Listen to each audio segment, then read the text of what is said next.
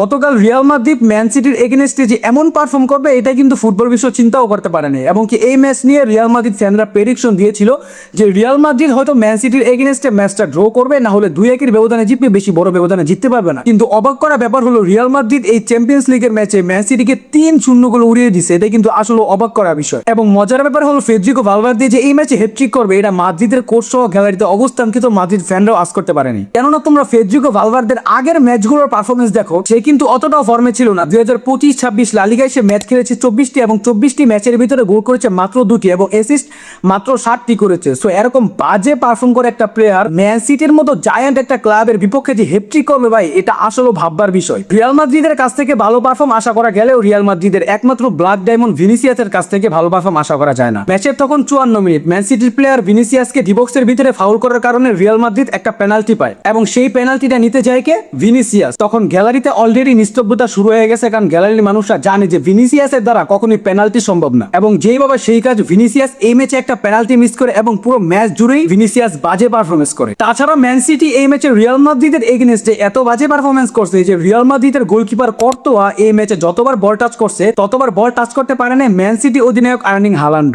এবং রিয়াল ফ্যানদের কাছে আমার একটাই প্রশ্ন যে ভিনিসিয়াস কি কখনো ফর্মে ফিরতে পারবে?